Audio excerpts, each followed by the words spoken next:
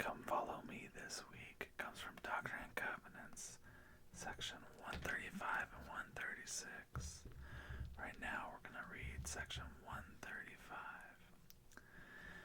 An announcement of the martyrdom of Joseph Smith the prophet and his brother Hyrum Smith the patriarch at Carthage, Illinois, June 27th, 1844.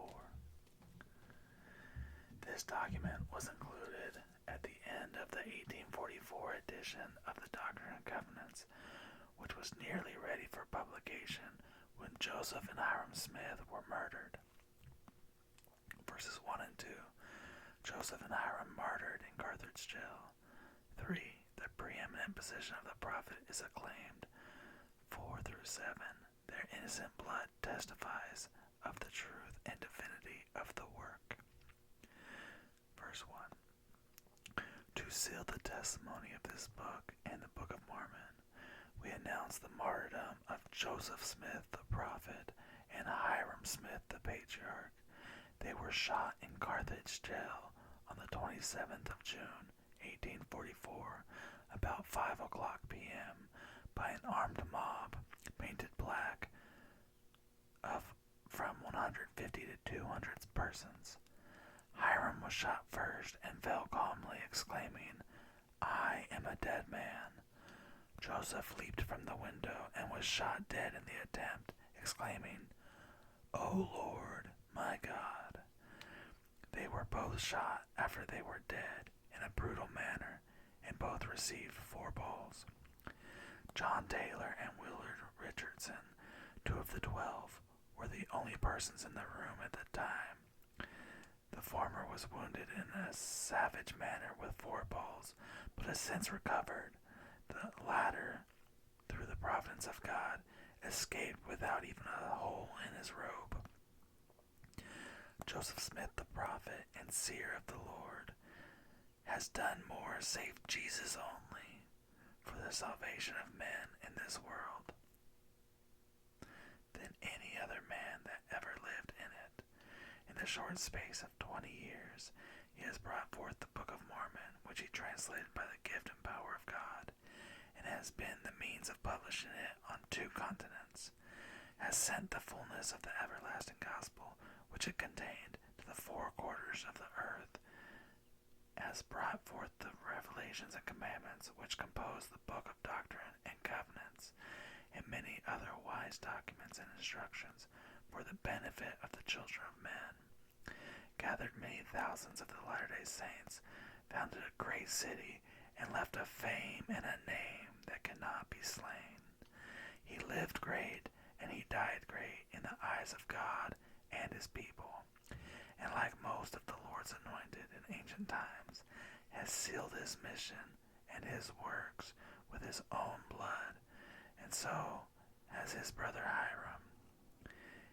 In life they were not divided, and in death they were not separated. When Joseph Smith went to Carthage to deliver himself up to the pretended requirements of the law, 2 or 3 days previous to his assassination, he said, "I am going like a lamb to the slaughter, but I am calm as a summer's morning. I have a conscience void of offense toward God and toward all men. I shall die innocent, and it shall yet be said of me, he was murdered in cold blood. The same morning after Hyrum had made ready to go, shall it be said to the slaughter." Yes, for so it was. He read the following paragraph near the close of the 12th chapter of Ether in the Book of Mormon, and turned down the leaf upon it. "And it came to pass that I prayed unto the Lord that he would give unto the Gentiles grace, that they might have charity. And it came to pass that the Lord said unto me, If they have not charity, it mattereth not unto thee. Thou hast been faithful, wherefore thy garments shall be made clean. Because thou hast seen thy weaknesses, thou shalt be made strong, even unto the sitting down in the place which I have prepared in the mansions of my Father. And now I bid farewell unto the Gentiles, yea, and also unto my brethren whom I love, until we shall meet before the judgment seat of Christ, where all men shall know that my garments are not spotted with your blood. The detesters are now dead, and their testament is in force. Hyrum Smith was 44 years old in February 1844, and Joe Smith was 38 in December 1843. And henceforward their names will be classed among the martyrs of religion, and the reader in every nation will be reminded that the Book of Mormon and this book of Doctrine and Covenants of the Church cost the best blood of the 19th century to bring them forth for the salvation of a ruined people, and that if the fire can scathe a green tree for the glory of God, how easy it will burn up the dried trees to purify the vineyard of corruption. They lived for glory, they died for glory, and glory is their eternal reward. From age to age shall their names go down to posterity as gems for the sanctified.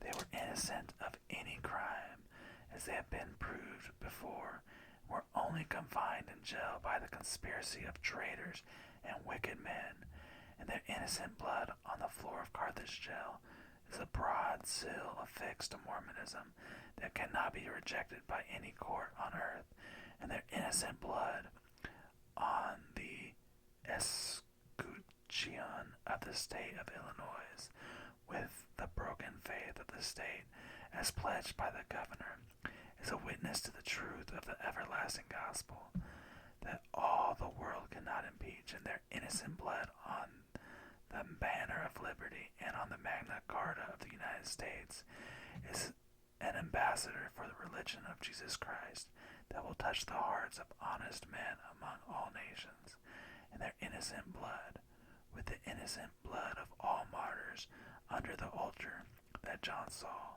will cry unto the Lord of hosts till he avenges that